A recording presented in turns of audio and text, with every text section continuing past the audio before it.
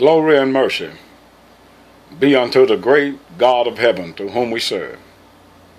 I come to you once again today to share with you a thought from what thus saith the Lord.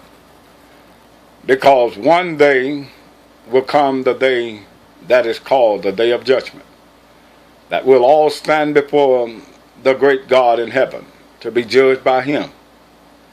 And I just want you to know that even today there are going to be religious people, those of us and those of you who thought religiously that we were doing the things of God and doing it according to his will.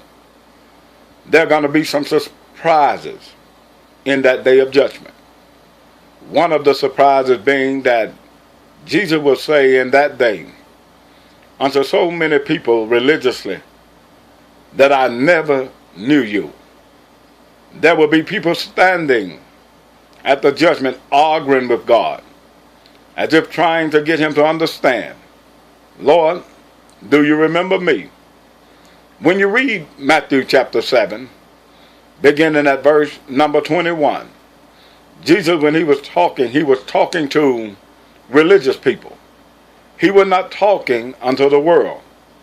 He said, not everyone that said unto me, Lord, Lord, shall enter into the kingdom of heaven, but he that doeth the will of my Father, which is in heaven. Many will say unto me in that day, Lord, have we not prophesied in your name? Lord, have we not done many wonderful works in your name? Lord, you've taught in our streets, and we were there and you was around us. Have we not done many wonderful works in your name? Jesus would then turn to them and say, depart from me. I never knew you. All of your works is of iniquity.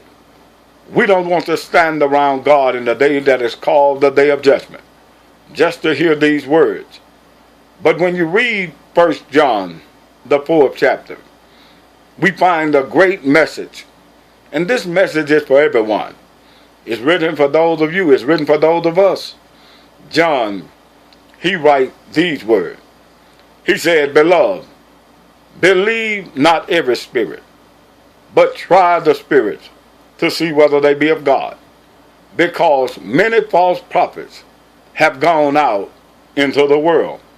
And hereby know we the Spirit of God, that every spirit that confesses that Jesus Christ is of God and born of him, that spirit is of God.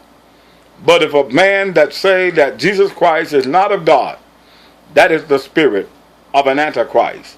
And you have been warned about them, to stay away from them. Certainly we have been warned about false teachers. We've been warned about all of these false prophets and men prophesying things that the Lord has not said.